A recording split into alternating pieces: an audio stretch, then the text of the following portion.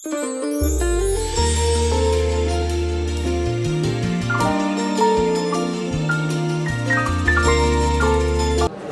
alaikum. Walaikum assalam. Bismillahirrahmanirrahim. So we want to start with our program today.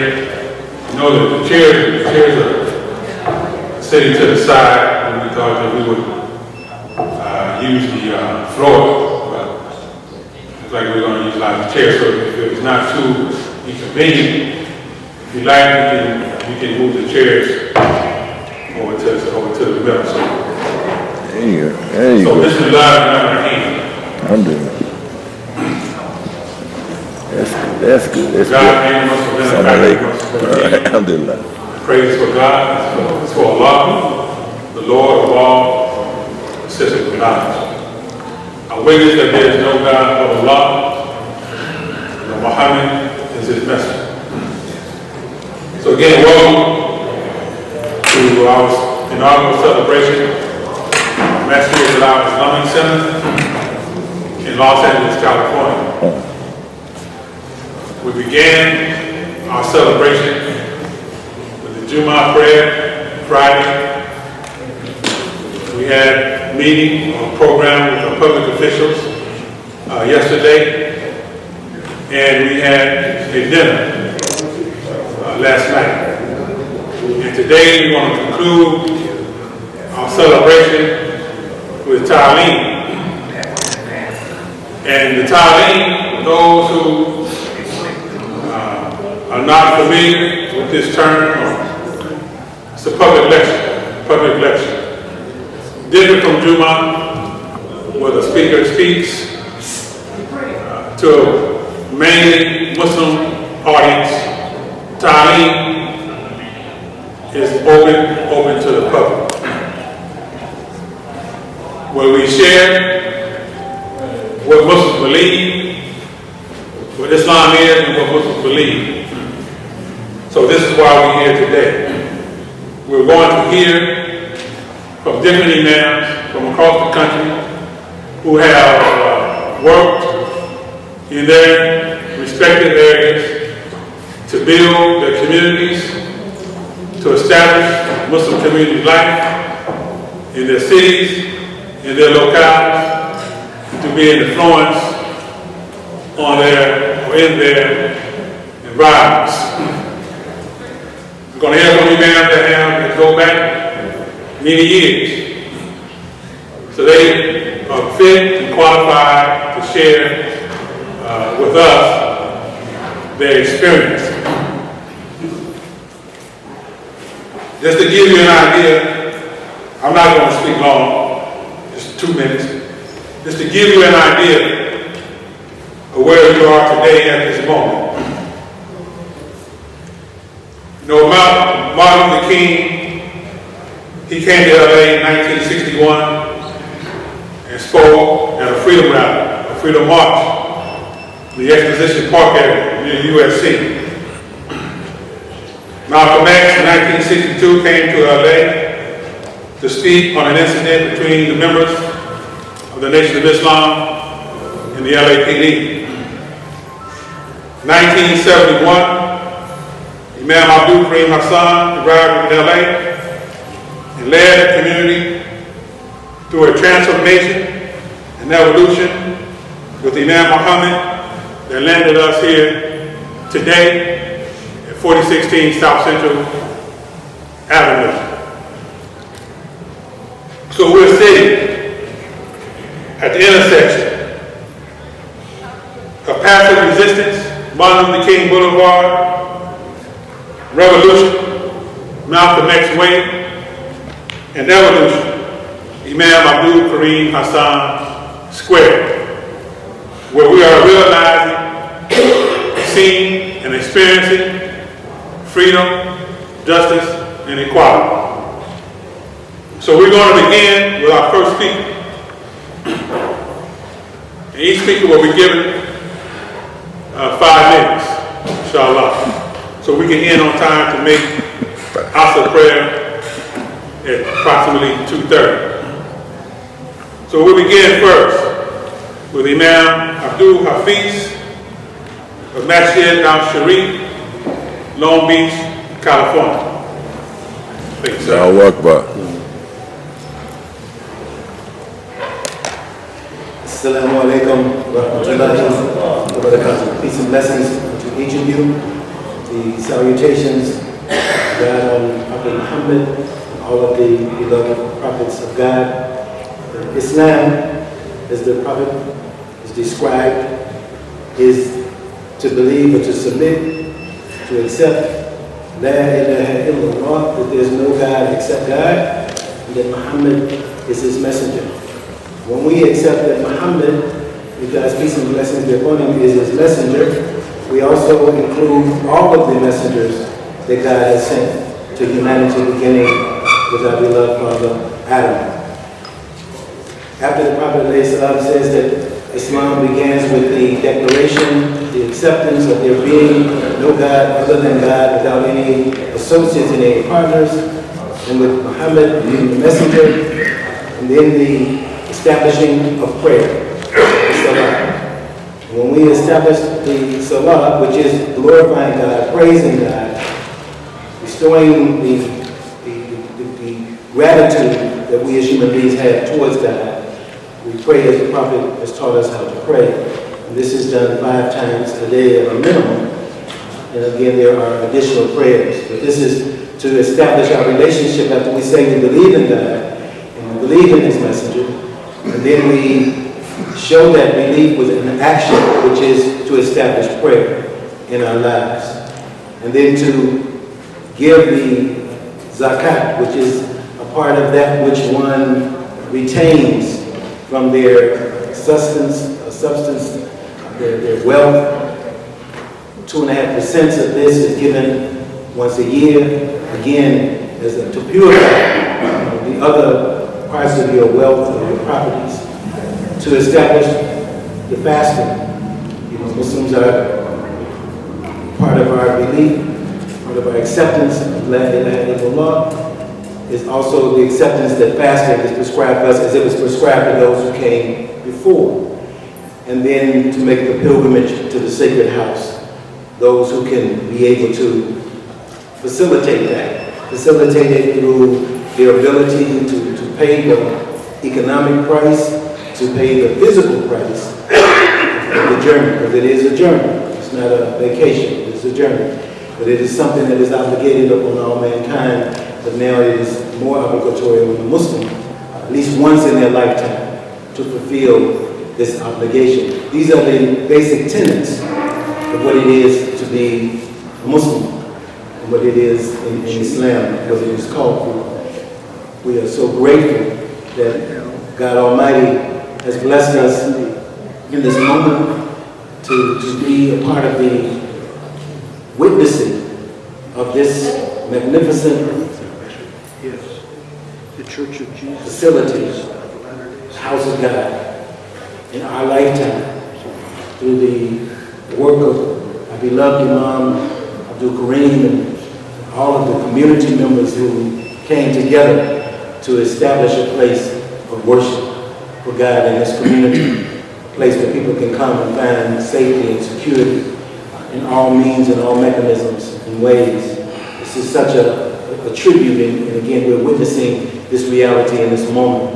Again, offering to the community the ability to find a way to connect with God by turning to him and him alone in our needs and in our desires.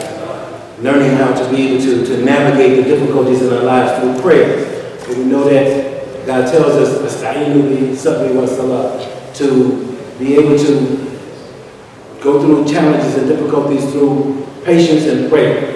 And so these elements are part of the tenets of Islam, and these are the tenets that we share with our community, with the human family, to be able to navigate this thing called life, which all of its trials and tribulations. Again, may Allah accept this great feat that has been manifested as a part of a greater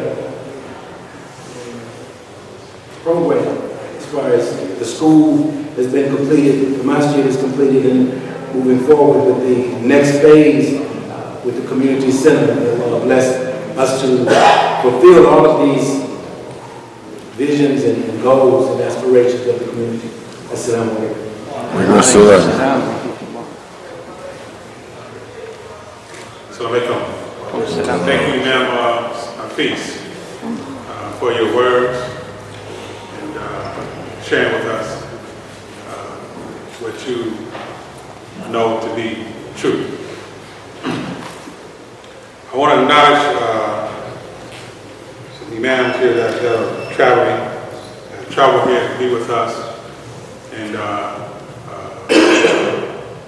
preaching, bishops from the Church of Jesus Christ of Latter-day Saints.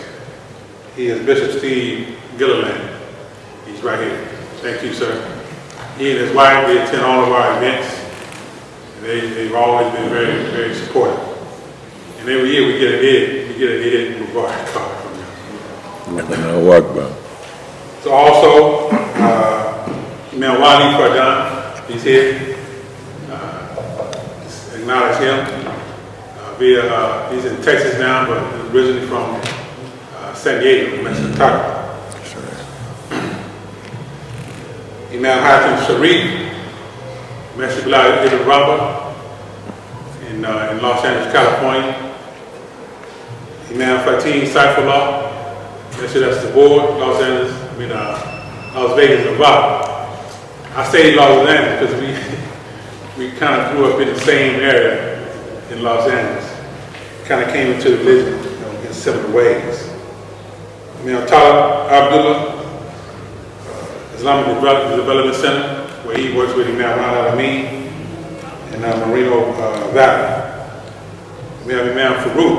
I don't know if he's here. He's here in Houston, Texas. He's here. Imam Wazir Ali, he couldn't make it, so we send him greetings and prayer for him and his family. So our next speaker will be Sheikh Abdul Wahab Omira from Lancaster, California. Allahu Akbar.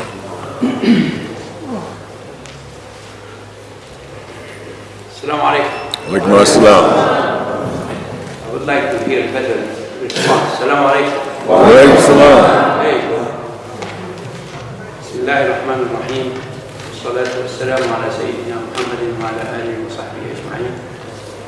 Rabbi ishrah li sadri wa yassir li amri wahlul 'uqdatan min lisani yafqahu qawli. O Allah, enlarge my chest, ease my difficulties, and tie a knot in my tongue, so that you may understand my speech. I am truly honored to be in front of my dear brother Imam Abdul Karim Hassan. He is the spiritual father of this community. And I have never met a human being in his standard ever in my life. He is my role model. My dear brothers and sisters, holder of the torch of the most noble message ever revealed to mankind. You know and I know we are in a unique position and have a difficult task to accomplish, because we are the messenger of Allah, Muhammad sallallahu alayhi wa sallam. I'll give you a background, something about the background where I come from. In 1993, I was hired as a Muslim chaplain at Lancaster State Prison in Lancaster. Then I learned that we are having an access meeting in Sacramento. So I went to the access meeting in Sacramento and I met all my brother Muslim chaplains I've never known before. They were friendly, courteous, generous, and gave me a lot of advice. If it wasn't for them, I would not be able to continue with my job. Then I learned that the spiritual leader of the Muslim community in the United States is Imam Muhammad. And also I learned that he was coming to Los Angeles that year. So I took my kids. I came back to the Los Angeles Convention Center to hear Imam Muhammad, may he rest in peace in heaven, may Allah bless his soul. When I heard Imam Muhammad speak, I was mesmerized. For the first time in my life, I heard a scholar of Islam who knows the subject and think out of the box. The man was a genius. May he rest in peace in heaven. And he influenced me so much. He really gave me a lot of belief. So, my chaplain brothers then introduced me to Imam Abdul Hassan. At that time, I didn't know. May Allah bless him and keep him. Imam, and then I learned that Imam Yusuf Islam, Imam Kareem, may he rest, Imam Fakir and Imam Arshad, had traveled 1 million miles in the state of California to establish the role of chaplaincy in California Department of Correction. So we owe them a lot. We owe them a lot. Imam Abdul Hassan, may Allah bless him for us, invited me to give Friday khutbah in 1996 in the Masjid. I have been on the roster of Khatibs ever since. And also, he invited me to come in a few days a week in Ramadan, which I consider a blessing, to come here and spend Ramadan, part of Ramadan, my Ramadan, in this beautiful Masjid. So, he also gave me an honorary title. In 2003 or 2004, we had the chaplain's meeting in the Masjid, and he said, Imam Umaira is no longer is one of us. He's African American. He's no longer an Arab. So Alhamdulillah, I was honored, and I hold it, and that's why every time I speak in public, I always recite this story because it really honored me. I'm really honored. Allah subhanahu wa ta'ala in the Quran, in chapter 109, chapter 3, 159. Allah said, أعوذ بالله من الشيطان الرجيم فبما رحمة من الله لنت لهم ولو كنت فظا غليظ القلب لانفضوا من حولك فاعف عنهم واستغفر لهم وشاورهم في الأمر فإذا عزمت فتوكل على الله إن الله يحب المتوكلين. It was thanks to Allah's mercy that you were gentle to them. Had you been rough-hearted, they would surely have scattered away from you. So pardon them and pray for their forgiveness and take counsel from them in matters of importance. And when you are resolved on a course of action, place your trust in Allah. Allah loves those who put their trust in Him. This is the picture. I need a bit more time. Another 2 minutes, 3 minutes. Maybe, with your permission. This is the picture that we are living in this center right here. The matters is in the leadership, and our matters are always shura, means consultation.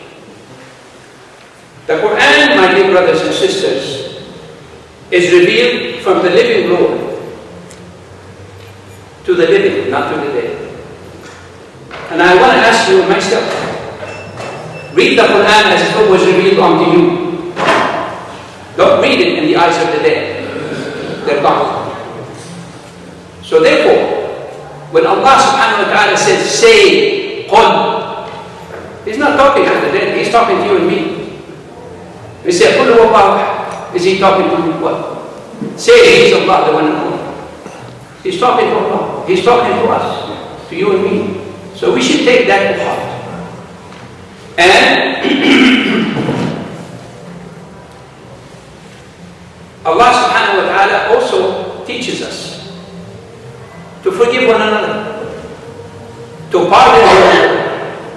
Where Allah said, وَلَا تَعُوذ بِاللَّهِ مِنَ الشَّيْطَانِ الرَّجِيمِ وَلَا تَسْتَوِي الْحَسَنَةُ وَلَا السَّيِّئَةُ ادْفَعْ بِالَّتِي هِيَ أَحْسَنُ فَإِذَا الَّذِي بَيْنَكَ وَبَيْنَهُ عَدَاوَةٌ كَأَنَّهُ وَلِيٌّ حَمِيمٌ. The good and the evil are not equal. Repel evil with goodness. Therefore, he whom you have enmity between you and him, he becomes your passionate ally, your friend, your co-worker. So, we need to be gentle. Because we need to be a role model. We need to represent our Prophet. We need to represent our community. We are held to task, we are Muslims. And we have two strikes against us, being Muslim and being African American. So we need to rise above the fray. We need to bring peace and serenity to the heart of our neighbors, to the heart of our co-workers, to the heart of the politicians. Everywhere we can, we need to represent our faith. And I'm going to cut it, we'll go to the end, inshallah. Dear brothers and sisters, I'd like to reveal a secret. I am not a proponent of mosque building. I am a proponent of school building. Because we can build a school with the money we spend on the mosque. And we can pray in the yard of the school or in the cafeteria of the school. Because that's what we need, education for our kids. And as you know, today, our kids in public school have to learn a lot of pronouns they're not used to. They have to identify a lot of pronouns. And I'm not going to mention it. They're not used to it. We are not used to it. It's not part of our faith. So, but however, the building of this mosque, not only necessary, but a must, because it is right down in the downtown area. And we do have school. So this is where the community, people who come to this to visit Los Angeles, they can find a place they can pray and they can look at our beautiful mosque established here. So we need to interfaith and dialogue with our brothers and sisters in the churches and the synagogues. And in the Los Angeles area and beyond, it is important to accentuate the peaceful message of Islam to those who are taught to hate, instead of being taught how to love. And we are the subject and the target of this. I will end up with this story.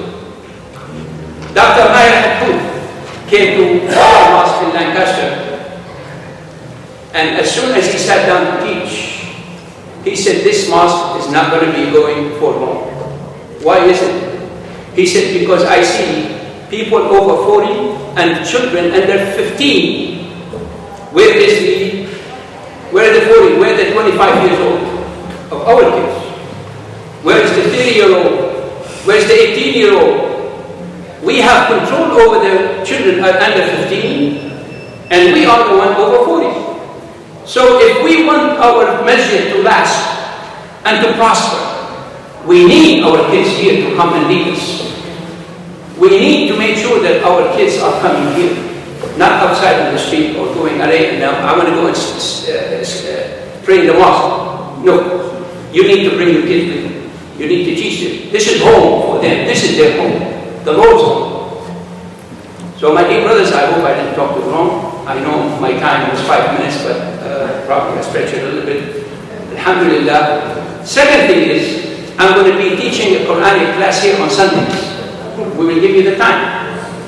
But it's going to be not just me coming here to teach. Those who want to be in the class, they need to register the name, and I will give them the room rate later, inshallah, on my expectation of the class. Assalamu alaikum. May Allah bless you, and may Allah bless this beautiful community, and may Allah bless our country, the United States of America. Thank you. I make them make them shake no mirror. So next we'll bring up Imam Darnell Kareem from Chicago, Illinois. Inshallah.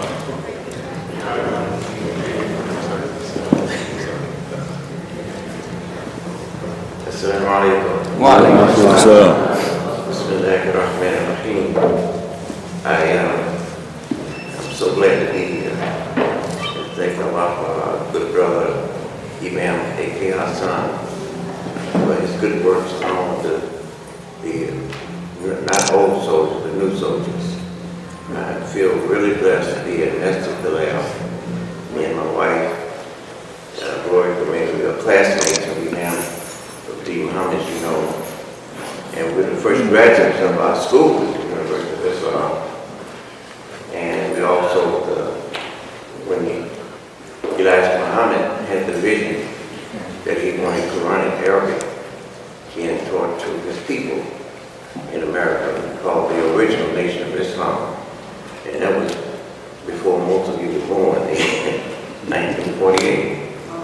He wanted Quranic Arabic introduced to the original Nation of Islam, so that they would be able to learn the language of the Quran and better understanding of the religion. And he also made Umrah with his sons, Imam Muhammad, Akbar, and others. And he made dua. He kissed the black stone.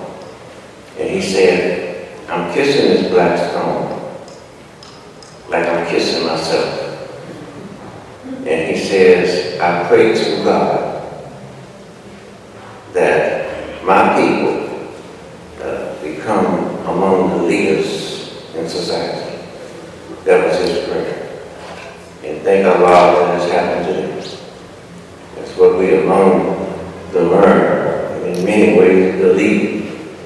But Allah has given us a man, an African-American man, who went to the school I did with all the other kids in this university. And he was the first Muslim leader to be invited by the Pope of Rome. Never been done in the history of America, to speak to 100,000 people. Now that's some accomplishment that has never been done today. You know that no leaders right today are invited to speak in Rome. They come and visit now. They all up in there wanting to see the Pope. But he's the only one in the history of the world, an African-American Muslim leader, well respected, became the leader not only in America to the African-American people, but he became respected around the world for the Muslim world. And he made Hajj along with his followers in 1977. With me, Hassan was there too. We came, me and Imam Farouk from Houston. We went in 78, and Imam stood in Arafat and spoke to the leaders in Arafat, on Arafat, and they announced him as their leader. This is history. So that's what I wanted to say, that I feel so blessed to be here, brothers and sisters, to thank back to my introduction, to thanking God for bringing us into this world. And we thank Allah for Muhammad, the Prophet Sallallahu Alaihi Wasallam, that it wasn't an instant choice, but he earned it. Prophet Muhammad earned it.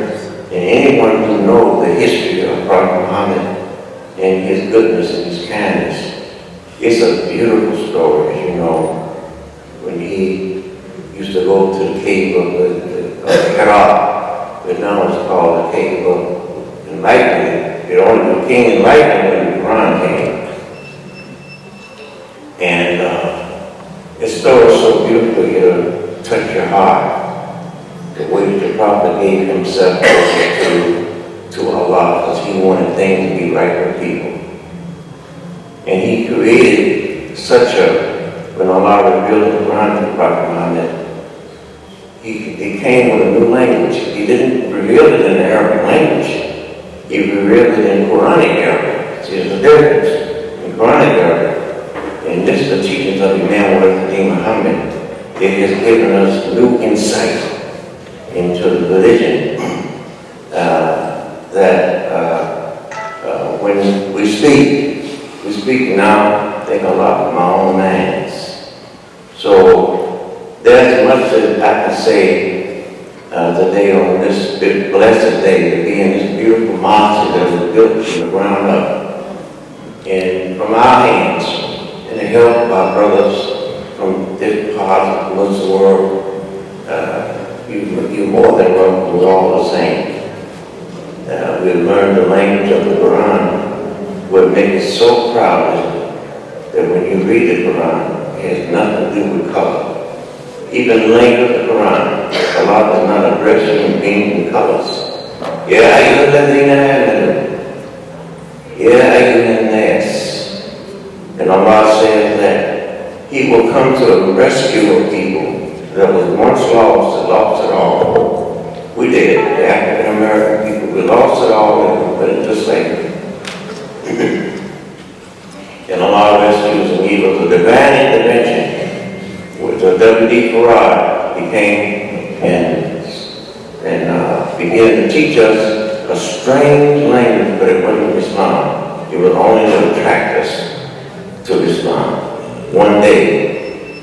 And what he was doing in so many words is that he was trying to teach us and help us to come into our own thinking, into our own minds, into our independent minds, so that we can be educated by ourselves.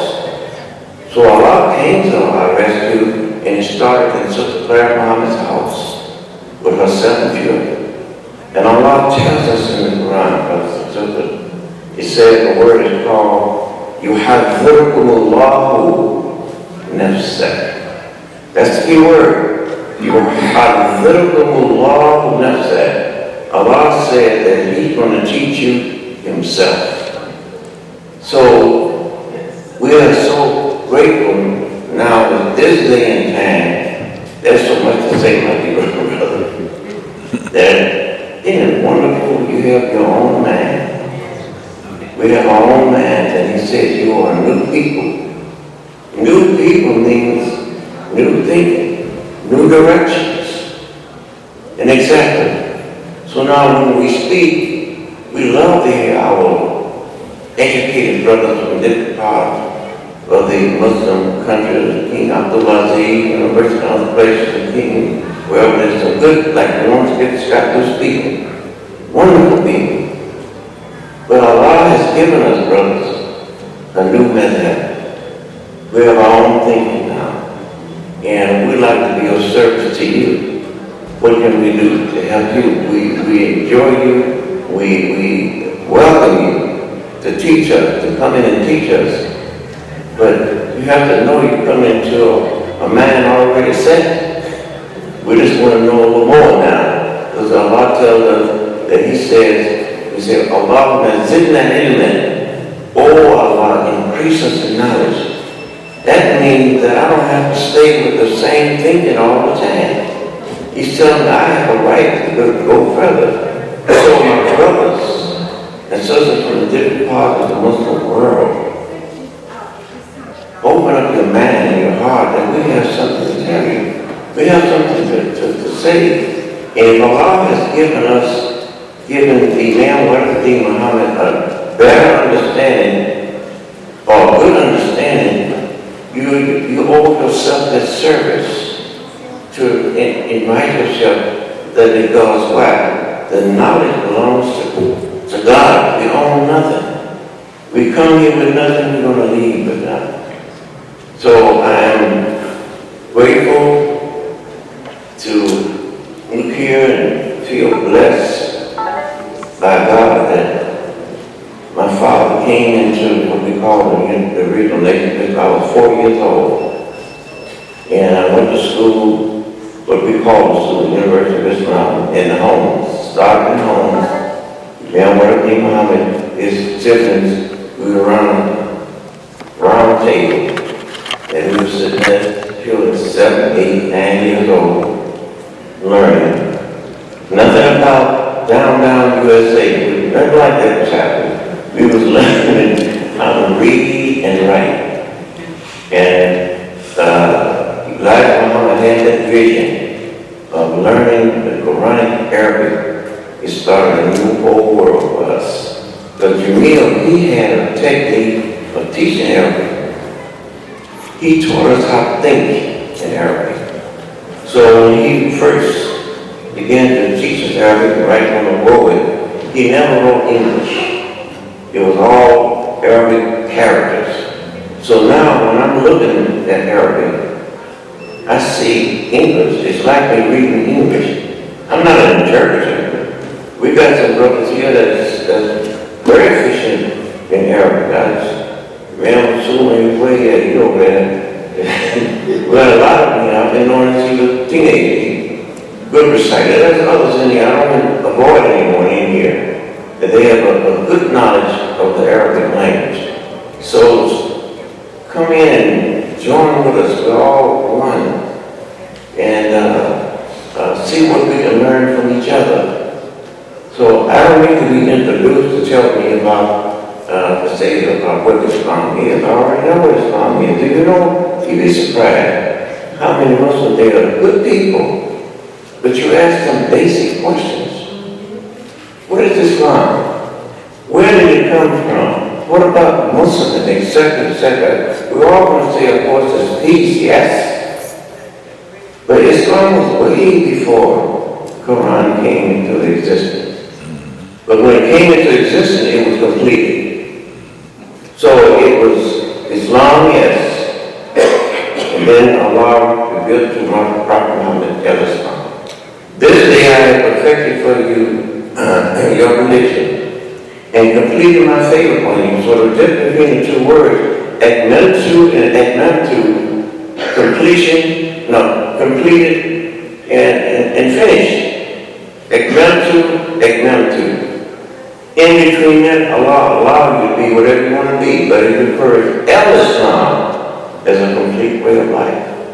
So this Islam, what Allah has created, it came from nature. That's where Islam came from. It came from nature, and it's Allah who created this life for the human being. What the human being will be that find his true nature.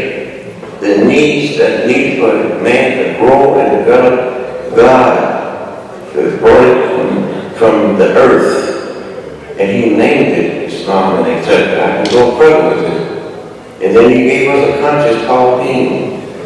So this religion is so beautiful. It doesn't belong to no human being. It belongs to Allah. And we have to know that no one has a copyright on the language of the Quran. Well, brother say, give a few minutes, brother. Brother will say, well, he chose Prophet Muhammad because he was an Arab. Oh, how wrong you can be. Why you the Lord of Prophet? Because he was an Arab. Was supposed to say he was because he was black or he was white. Oh, you were way off, way off. Prophet Muhammad, how did Allah describe? Bashar mithlukum, a moral human being just like you. Who is the you? The you is everybody. So in Chinese, you hear the word kum, mithlukum, he can relate to that. No matter what color it is, no matter what it is, Allah said He has created the colors, el-semitic, the word. He has created the languages and the colors that we may know each other. That's all. But the one who is best is taqwa in his heart. That's the one that's close to Allah. So why am I saying these terms to you scholars here? Many scholars are here. You know more than me, but I'm just sharing what Allah has blessed me with in understanding this religion through this great leader, Imam Muhammad, that he has created a language and an understanding of the Quran that he brings all human beings together, the worshiping God. So I want to say this, brothers and sisters, and to take my, you said you take my hair off, take the poofy off, to my dear friend, Imam A.K. Hassan. I can do a good Taleem just on him alone to tell you the work that he's done.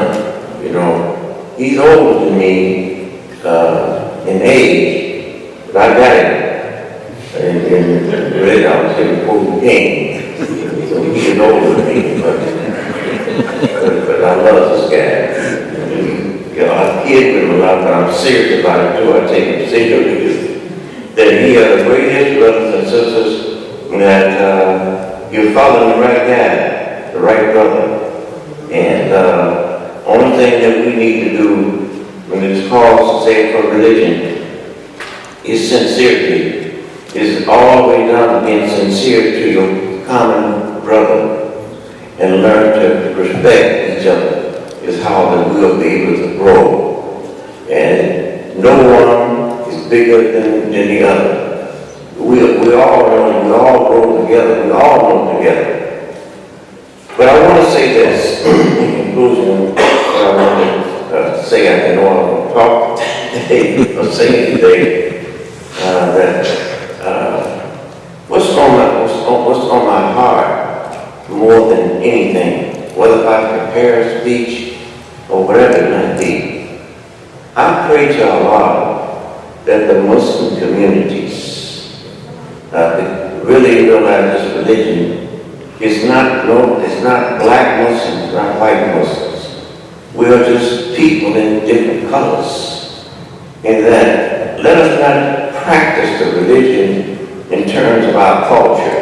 Allah has allowed our culture, but the Prophet said that if you don't do our fast, your hajj is null and void. So we're supposed to get to know each other, and etc. like that. So let us not be separate communities. Pakistani, African American, Egyptian, it's okay because you're from that country. But we're still all one because our interest is all the same. Whatever what color you are, no matter what country you come from, etc. This is one of the goals of our leader, Imam Muhammad, for us to have a good, complete understanding of what the religion is all about. Even to know who Allah is. To know who Allah and what is even the word where Allah comes from, etc. But other than that, this is our prayer. Let us see the common goal that we have. We all believe in one God. We all say La ilaha illallah, Muhammad Rasulullah. We all fast in the same month. We all read the same book, and etc. Let us unite just on that alone and not use our culture to say one is better than the other. There's a word. I love this word here. And you all should study it too. Two words. One is called Qawm Lisan. Qawm Lisan. The language and dialect of the people. And this is what Imam Muhammad was able to do. He was able to take the common language of the African American people. They can understand the Quran, just the one that we wouldn't say hierarchies. He was able to take the epistemology, that's what it is, the word epistemology of a word. Allah has blessed him to be able to take that word and understand the origin of what this word is about. Not to just give the word, but what does it mean and how is it applied, and etc. So that's what we all need to do, is to continue to keep studying, but study the origin of words. Where did this word come? How was it able to be formed like this to mean this, or this, in other words? So when you study the epistemology of words, you'll get a much better understanding of the Quran when you study in that way. And that's the way he has directed us to. Don't just accept a word just in general, because everyone say, for example, Islam is peace. That's true. But it's much, much further than that. So now, this day, we're free. We're free now. I don't have to think like nobody else. I don't have to think like Malcolm said one time.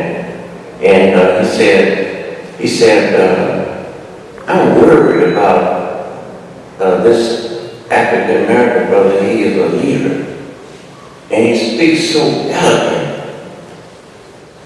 but he has the other man's words.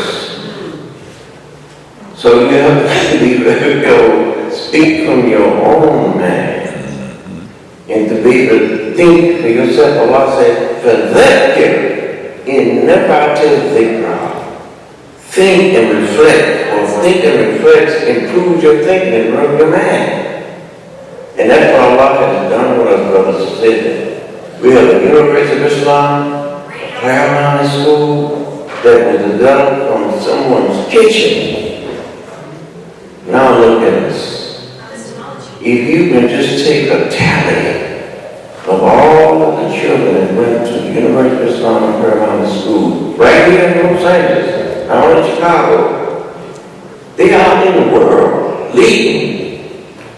So what we got to do a roundup, brothers.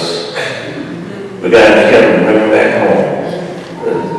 I don't know, they make up a song, anything, sing them back home or something, but they need to come back home. And once they come to that mindset, you're going to see a difference. You're going to see a difference of people here in America. And I mean that in this way. Our history, my brothers and sisters from different parts of the Muslim world, Allah, God, the creator of the heavens and earth, came and saved us. He came and saved us. We lost it all. You didn't lose it all. You're going through a lot, but you still can speak the language. But we don't speak our language. We don't even know our language. None of it. We lost it all. But Allah has given it back to us. So what you see, a mindset of African Americans speaking from their own land, not from what Sahaba said, what this would say, which is good, but we have Sahabas too. See? It can't be just from just a few people. It's from a lot of us. You follow what I'm saying? Yes. So now we at that point right now that we can speak for ourselves and we have our own emerging, but we want to join with our brothers and sisters from the different parts of the Middle East and the Muslim world. Like you're doing right here in Los Angeles with our good brother Imam Hassan, and there's other imams too that are doing wonderful. This is what we look forward to, that we all will be one, and it's happening. Allah says in the Quran, and you can correct me, where it says, وَكَذَلِكَ جَعَلْنَاكُمْ أُمَّةً وَسَطًا لِتَكُونُوا شُهَدَاءَ لِلنَّاسِ. What am I saying? That statement alone gets my heart. Allah said that He has made you all one community, Ummatun Wasata, a balanced community, meaning it's going to be a community that's not practicing Islam extremism. So God Himself said that He's going to do it. And when you sort of see the people rise up that had nothing at one time, and nothing coming up, and they're speaking the language of the Quran, they're becoming leaders. And what good part of it is, we have a lot of habits that are being produced right in this community. With good translation, with good technique, good tartib, and etc. Look what Allah did, brothers and sisters, with Prophet Muhammad. He revealed it on his heart, didn't he? Revealed it on his heart. Why? Because the heart is the most sensitive part of the whole body, and his heart became pure. Do you know that Allah is working with all of us right now? when we recite the Quran and the words of God, Allah is guiding me. It's called Qawaid al-Arabiyyah. Qawaid, the foundation of it means that the logic that Allah gives to us when we read the Quran, we're following the logic what God wants our man to be. But when you read it from an ordinary book, you're going to read the man, a person who wrote that. But if you read from the Quran, Qawaid al-Arabiyyah in that form, you're going to have the man that Allah wants you to have when you read from the Quran. So as you're reading, I won't go into the class because it's so beautiful. I'm not a Quranic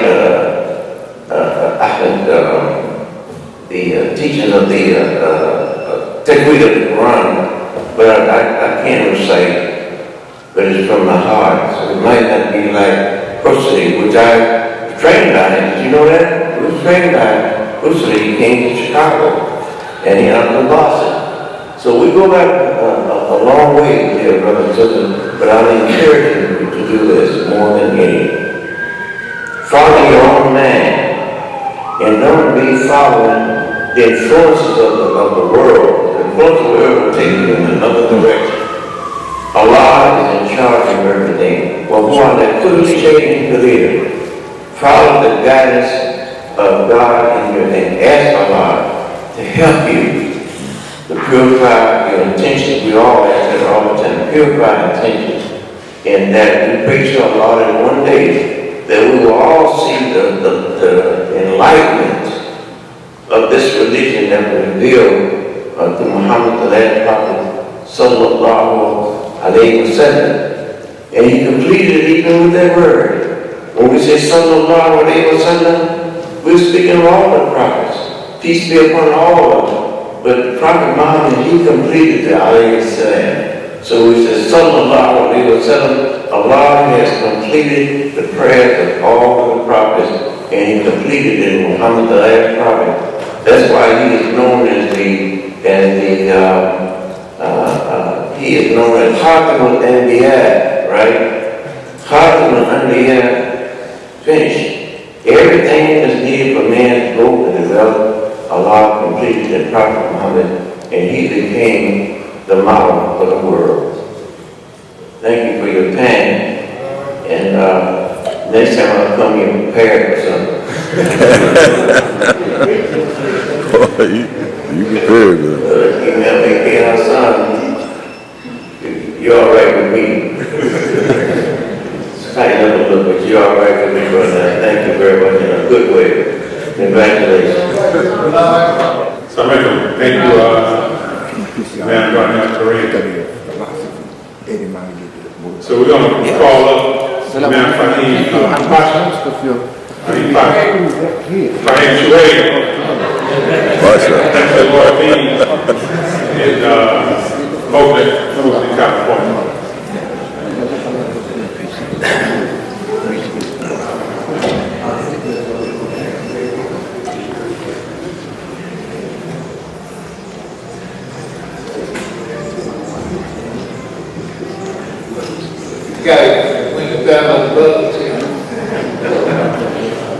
Bismillahirrahmanirrahim. Alhamdulillahirabbil alamin. Wa ashhadu an la ilaha illallah wahdahu la sharika lahu lahul mulk wa lahul hamdu yuhyi wa yumiitu biyadihi al-khayr wa huwa 'ala kulli shay'in qadir. Dear brothers and sisters, forgive me. Assalamu alaikum. Wa alaikum assalam wa barakatuh. Let me pay due respect and due regard to our presence here and our leader here, Imam Abdul Hassan. All of that is appropriately due. I agree with the other history maker and history recorder that just left the podium, Imam Daniel Kareem. These figures are just, they're beyond our really measuring their significance to what's happening here. And there's so much that I have learned, and I have been looking at the mix in the audience here. Everybody has a history and trying to look for my device in here. My computer, it updated, and that's probably where I should start. When you update these devices here, it's like they come back and they're not looking like what they looked like before, and stuff that you can find easy, can't even find it anymore, right? So I found it, but I'm going to take advantage of that to move over to another very, very important point. I decided to go topless today, right? Yeah, go get that, right? You're handsome, you're okay. Sans kufi, no kufi, no top. Because the balding is coming. You can do what you can to try to hold it back, but God has to give you that DNA where it's going to be there. Like, look at man like Bill, look at him back there. Man like Bill, man, he got much hair on his head as he has on his face. He got that DNA that he don't lose nothing, man. So I don't have that. But there was a time, in the great words of James Brown, some of y'all might know James Brown. There was a time when I had an afro that was like that, just like, I think that's what we say sometimes. Wow, my high school senior ball, junior prom picture, it's like, wow, where did it all go, right? Where did the time go, right? So when I go to my barber nowadays, I tell look, don't take nothing off the top. It might not seem like nothing to take off the top, but whatever it is, do not touch it. Because I know it ain't coming back, right? So I'm hold on to it as long as I possibly can, right? But the main thrust of what I'm getting to with that is, look, getting old is not a curse. Getting old is a blessing. You can't get the blessings unless you get older. And yesterday it came to me while sitting here waiting, say, you know what? You can't spell gold without old. Work with that for a while. So going to the issue of updates. Mythology. Imam Muhammad Rahimahullah, he talked to us, he showed us, and he told us, and before he returned, quote unquote, to the community of the Nation of Islam, he was deeply studious with regard to scripture, mythology, and other things in the like, right? And he talked about the burden of mythological gods and the like. And he let us know that there is value in mythology, but he was already digging into it before and really outside of the lines of the prescriptions of the Nation of Islam as it were at that time. And I don't need to tell that part of his story. But I want to bring in the idea where he pointed out to us that mythology is not what people generally take it to be, as being something fabricated, something false, something not true, etc. And we say, oh, that's just a myth. No, myth is telling us perennial knowledge. It's giving us knowledge of recurrent events in the life of humanity that are so consistent that they become like law. And becoming like law, those who capture those stories and those who make those stories clear and refined to carry and transport into the future, what we would call in Quran, the ma'ruf was also termed. What they would call the ma'ruf is also 12 or something like that? Hello? Yeah. What time is also? 2:30. 2:30, okay. I just want to get, since you're trying to talk over God, shut it down. Okay. But to get to the point, what it speaks to is what we call ma'ruf, as is understood in the language of Imam Muhammad, The ma'ruf are perennial principles and values that are true and that are useful no matter who, where, and when. Love, justice, honor, respect, charity, mercy, forgiveness, kindness, so many other things. These are ma'ruf, these things that are valuable at all times. But what mythology does often, or the good mythology, the right mythology, the correct mythology, or mythology that has the value of capturing, as I'm saying. Now, what it does, it preserves those principles, right? Very, very simple way of getting at this, Aesop's fables, right? Aesop's fables, they all have morals at the end of the story, right? But in order to get to the moral, the donkey has to talk to the chicken, and the mouse has to talk to the lion, and the elephant has to talk to the... Now, you know that never happened. It never happened, but it preserved a truth, right? One that comes easily to mind is gentle persuasion is stronger than force. That's the moral of that story between the bet that was made between the wind and the sun. The wind and the sun had a bet, and each one said, I bet I can get that man to take his coat off before you can. And so each one brought the pressure of their own nature to try to make that happen. So the sun just increased and increased and increased. First the wind blew and blew and blew. And as the wind blew and blew and blew, then the person tightened his coat on him. He didn't take it off. But when the sun did what it did, it got so hot, then the man took his coat off, right? So, did the wind and the sun ever make a bet between each other? No, they didn't make a bet between each other. But is that story true in principle? Yes, it's true to the extent that it holds the idea that gentle persuasion is stronger than force, right? So the mythology was carrying the wisdom, and you had to know how to interpret the factors and the features and the elements of the story and understand what they mean together. Then you get the moral of the story. You get the wisdom that was preserved by mythology. So now let's go back to these balding heads. You're going to get old. Drop it. It's going to happen. All right? Stop fighting. What is it that you do? Do the natural thing, but the people die trying to do things to unnaturally preserve their life. And all they want to do is kill themselves. Right? I'm saying embrace it, because there is among us the wrong-headed idea that there's something, ageism. You've heard the language. Ageism, right? He don't know nothing. How do you get to know anything if you don't get older?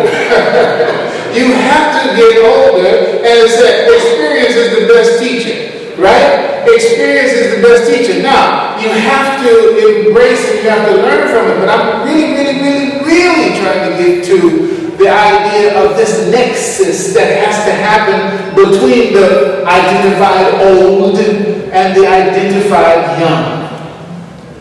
That is broken. That bridge is broken to the extent that any of us, the old or the young, subscribing to the same idea, put down the one. He's too young to know anything. He's too old to know anything. So then you got the young who are antagonists to the old, and the old who are antagonistic to the young. And then what happened? The bridge is broken. And what's supposed to happen naturally in terms of the transmission of the knowledge of experience that came through and to the old, that is supposed to be transmitted to the young, so the young doesn't have to learn the same old lessons that the old took 50, 60 years to learn. Why does the young have to wait for 60 years to learn when we just spent 60 years learning? But if we put each other off in such a way where the old can't stand the young and the young can't stand the old, well, then Shaitan has had his victory. I've broken the cord, I've broken the channel by which that knowledge that came into the older group that is now preserved in them, and now I've transmitted to the younger because each one is rejecting the other. We have to learn how to be connected with each other or we are wasting our inheritance. So in theology, there's also the idea, listen, Imam talked to us about Isis, Osiris, and who am I missing? Horus, right? Isis, Osiris. He gave a lot of knowledge about it. I'm speaking now, introducing it on the basis of, are you justified in saying this in the Masjid, Taleem, in religion, Imam word to Muhammad? Absolutely. Extending what he introduced to us, a further understanding of it is that each one of those elements have two sides. Osiris the father, Isis the mother, Horus the son. The mother has two sides, the father has two sides, the son has two sides. The mother can either be a nurturer or a devourer. The father can be a protector or an oppressor. And the son can either be a savior or a destroyer.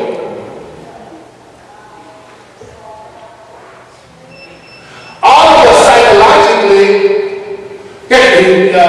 Bilal spoke of Ummatul Mustafa.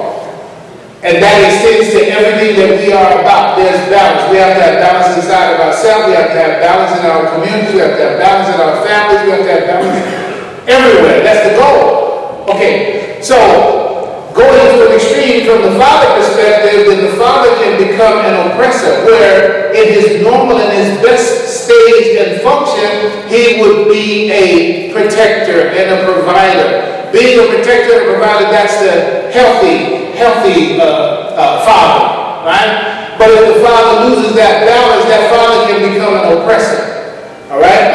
And then on the mother's side, the mother can be a nurturer in terms of her ability to bring about the best out of, yes, the man and the offspring. She, as a nurturer, can do that. But if she goes to an extreme, she can become a devourer.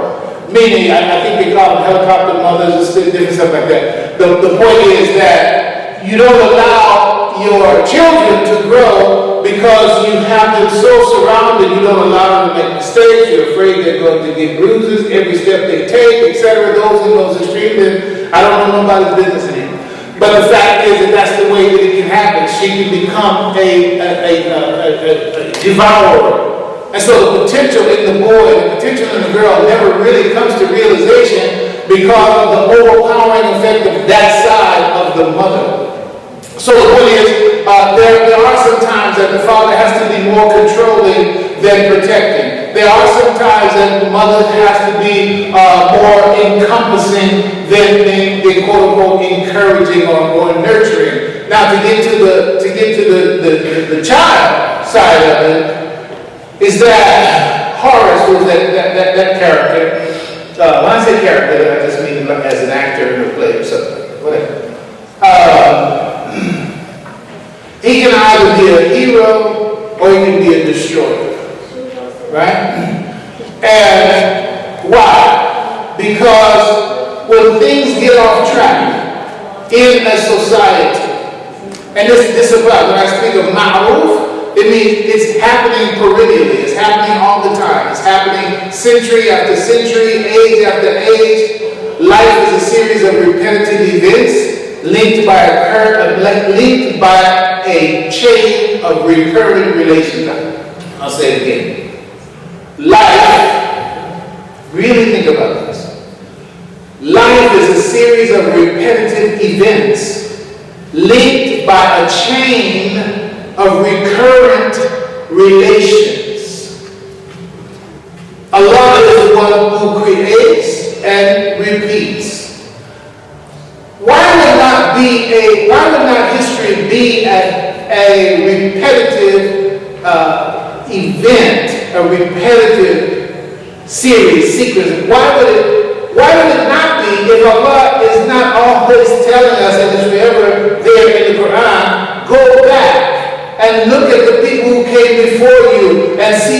was the end that they met. If this was different, why does Allah tell every age that reads the Quran, go back and look at what happened before you? It's to tell us what's happening with you now is not new. It happened before. Let me put it this way. I'm in South Central LA. Am I in South Central LA or not? I'm in the capital. I'm in the capital. So if I can say it be understood, the game is the same, they just changed the name. Right? Oh, okay, that's too low, right? Say that? Yeah, we used to when we had afros. So in terms of y'all not even no humor today, or why am I just falling flat? I'm gonna get a little more than that. You gotta work on my stand-up. All right, so here's the information. The information is, you can even apply to Pinocchio. Take for example, Pinocchio as an example, right? Pinocchio, what did he have to do? There's a big story in that. But the part that I'm speaking of, when Pinocchio had to go in the well, he had to go in the well to get and find his father and come out of the well with his father, right? What is that? It's the same story, but in a different frame. The boy has to save his father. The boy has to save his father. Right? So you have to decide, who are you? Are you the father or are you the son? Because if you're the father, you have to watch out for, am I being a protector or am I being an oppressor? If you're the son, am I being a hero or am I being a destroyer? Because if you're a hero, what you'll do, you will upgrade your father. Imam Muhammad did what I'm talking about. Imam Muhammad, when he had that conversation with his father, he told us that his father told him, well, maybe it's not for me to tell the next man what to do. We got people who are much more present in that history, in Imam Hassan, Imam Dhanam. But my memory of that is his statement that I'm not going to tell you what to do. You are the one who is going to carry us to the next phase. When the Honorable Elijah Muhammad, may Allah forgive his shortcomings and grant him into the paradise, when he was inviting Imam Muhammad to be a way that Imam Muhammad knew wasn't the way from a religious perspective, Imam Muhammad rejected that direction in accordance with the revelation in Luqman. He rejected that direction, but he kept in good relationship. He kept a good relationship with his father. But the shirk there, he rejected. He rejected that. So Imam Muhammad did not come to destroy what the Honorable Elijah Muhammad established. Yeah, and I know there's always going to be a lot of opinions. And I promised myself when I was thinking about all this, I said, look, I'm not going to get on the political side of this whole question. There's politics in everything. But the fact is that in terms of what Imam Muhammad had to do strategically in order to realize the aim that was always inside the hope of the Nation of Islam, he had to knock down some things that had been structured, because those structures were no longer nurturing and protecting, they were oppressive. And he was the son, he was the Horus, he was the hero, he was the one in the position that Allah subhanahu wa ta'ala put him in order to make those changes and upgrade and update the Honorable Elijah Muhammad himself.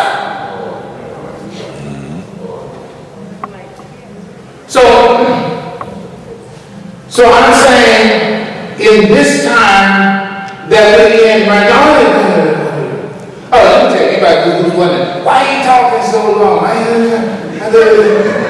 been given a license, not to kill, but I've been given a license to talk as long as I felt the need to talk.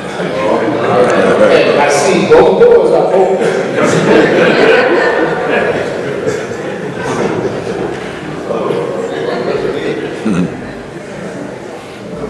Imam Muhammad, one of the upgrades, so I'll stay with that number now. One of the upgrades that Imam Muhammad brought to us in the Nation of Islam as we translated or transferred or transitioned, he said, my mission was a mission of language.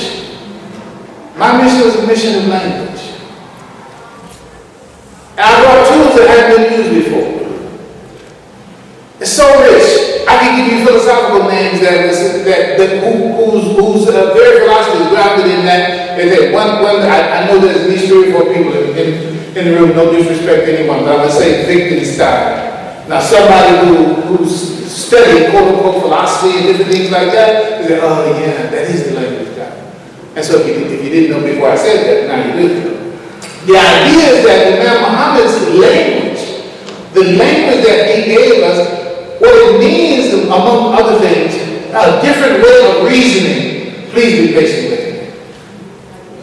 His language is his way of reasoning. When people use the term, yeah, he ain't speaking the language of Imam W. Muhammad. Some people think that the language of Imam W. Muhammad are necessarily some particular words. No, that is not the language of Imam W. Muhammad, particular words like Esperanza or whatever. You know, like, okay, his language is a whole nother It's a different thinking. It's a different way of reasoning. Do you know what reasoning is? Reasoning is inference making. What do you mean? Inference making means when you're given a premise, or you're given a principle, you're given a fact, that becomes a premise, a foundation for the way you reason. Then you make an inference and say, well, if that means this, then that would mean this. So what was that? What just happened? I was reasoning. What was that reasoning? That reasoning is making an inference based on a particular premise. So you're given a premise, and then you reason from that premise to the next natural idea. And then now challenge us always say, don't be afraid to follow the logic to its conclusion.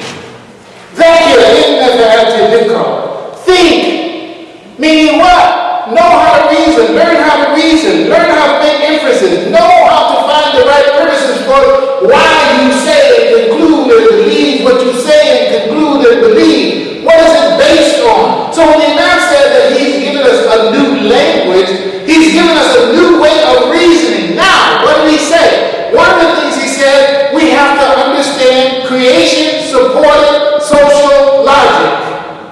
That's a phrase, that's a type, that's a thing. Creation supported social logic. I said it the third time. Isn't it the sort of the Bible that says something important 3 times? Creation supported social logic. What does just that phrase mean? It means, okay, use the Quran, if you have the scripture supported social logic too, but I'm talking about creation right now. Creation supported social logic means look at creation, see what that sign, that ayah, that thing that you're looking at in creation, what does it mean in social terms? And once you understand what it means in social terms, then you apply what you have abstracted from that reading of that phenomenon in creation. Now you apply it in society, and when you do that, that is creation supported social logic. So here's my example, and I hope I pray Allah Alam. I would love to make this the last thing I say as an idea. Because I want this bridge between the young and the old. You can call it young and old, but listen. Slime mold, that's what I'm trying to do. So if I, in my 71, I'll be 72 next weekend, had a beard, so if that 72 checks in, now what was I talking about? So if that 72 checks in, I'll remind me. Slime mold, that's it. Don't let me walk away from me without talking about slime mold. All right, so let me get back before I really do believe. So the idea of creation supported social logic is that you look at a phenomenon in creation, right? And then you read it. Read the creation, right? And when you read the creation, what are you going to abstract from the creation? You're going to abstract the information, right? And there's different levels of information in everything in creation. The sun doesn't just say one thing. Plants don't just say one thing. Fish don't just say one thing. It's a universe. And there's universal knowledge in everything that Allah subhanahu wa ta'ala has revealed and has created. So, slime mold. Slime mold Well, you look at it as a very beautiful thing when you get it further. Slime mold are little individual unicellular creatures. I'll call them creatures. And let's get to 225. Okay, good.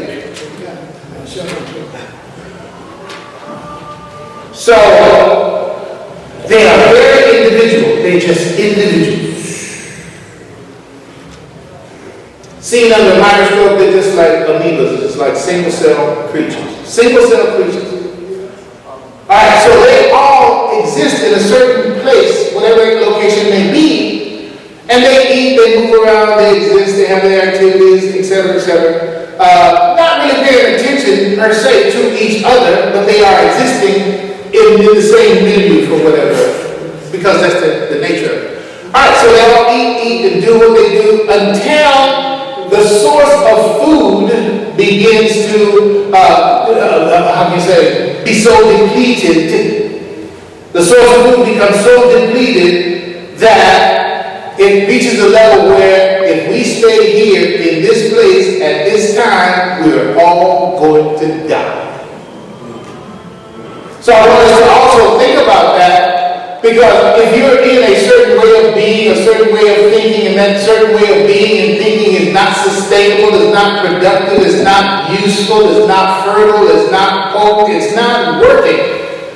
If you stay there, then you're going to die right there in that mindset. That's a translation of just that aspect of creation support and social logic, because that's the situation that the slime mold recognizes. They say, okay, we can't stay here.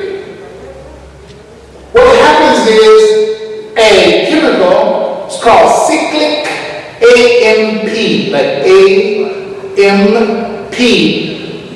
A signal gets sent out, and all of the slime mold register that signal. You ever seen the swimming fish fish that swim together? And I think starlings, I think they're birds, they're starlings. Have you ever seen a whole flock of them? They just seem to... And you don't know who's guiding this movement, right? Well, the same thing happens on the slime mold. And what happens is, all of those individual slime mold, they start moving in the same direction towards each other. And all of those little individual slime molds, they become a slug. They become one thing. They become one thing. And they begin to move as a body until they find the location where there's more food. Then what happens? That slug begins to set a base. That slug begins to set a base. Remember, the slug is made up of a bunch of individual single cell creatures. The base, and then it starts growing up as a stalk. You might know that would be more familiar with them thinking about mushrooms, right? Something that comes in and it grows up, you get this stalk. And then on the top of that stalk, is what's called a fruiting body. A fruiting body. So now there's a base. You remember where they started? All individuals. Okay, gotta get out of here. What do you gotta do? Come together. Become our own vehicle of transportation. Let's go. Then they go, okay, we're gonna do it right here. They stop right there, set a base. What's the base made of? It's made of those slime mold that are agreeing with the process. Then what happens? The stalk comes up, and on the top of it, you get the fruiting body. It's like a bud. And then at its maturity, that bud opens up, and all the slime mold that are in that part of the body, they go out like a fountain. And they land right where they are and start that cycle all over again. As individuals until that food is gone. And then the same thing happens. All right, how does that relate to us? should look this up because I have to not continue to talk about this. But that slide mold is so absolutely intelligent. I'm just going to leave it to you. It can find its way out of mazes. They used it to map the map of Tokyo and such that it took hundreds and hundreds of engineers to decide what's the shortest route from this place to that place. The slide mold showed them the shortest route. It matched the maps that they mapped for the city of Tokyo. With this little creature has no nervous system. This little creature has no brain. But this creature did what the years and years of intelligence and science that human beings did what? Because Allah subhanahu wa ta'ala put that intelligence already in the nature.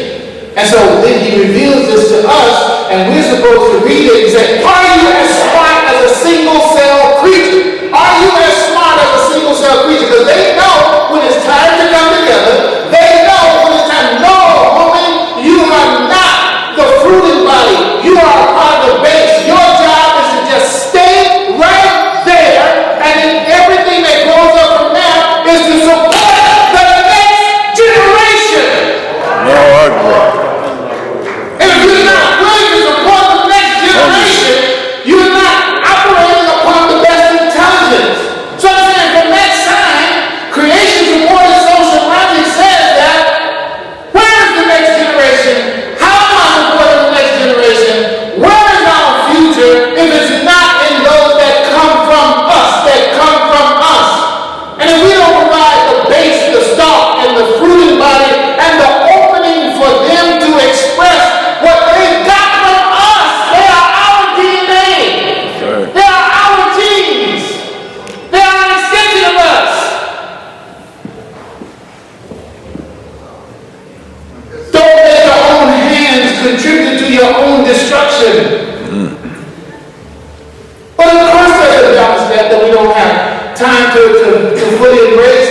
The point is that all of us, every one of us, we have to recognize that there's only so much that you can do.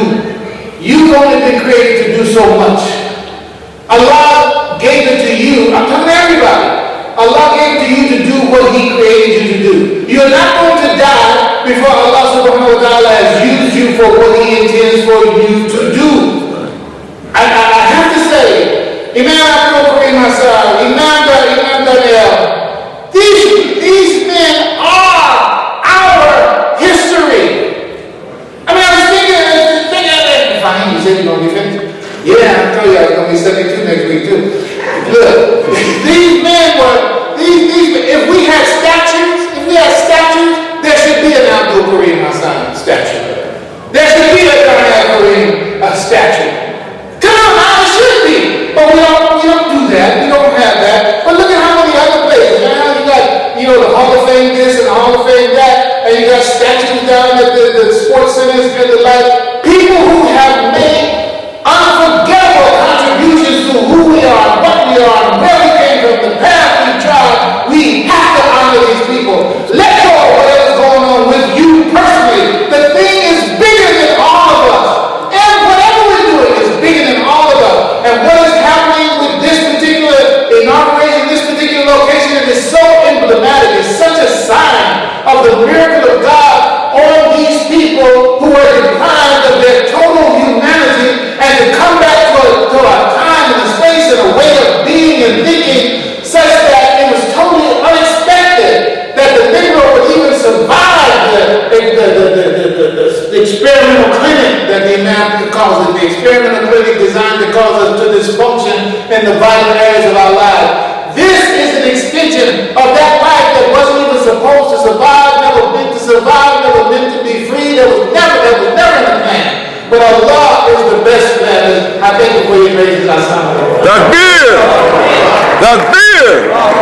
Takbir! Alhamdulillah. Come here, brother.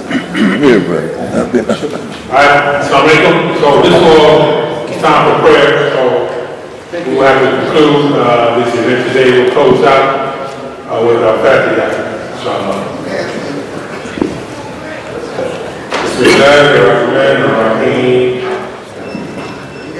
الحمد لله رب العالمين الرحمن الرحيم مالك يوم الدين إياك نعبد وإياك نستعين اهدنا الصراط المستقيم صراط الذين أنعمت عليهم غير المغضوب عليهم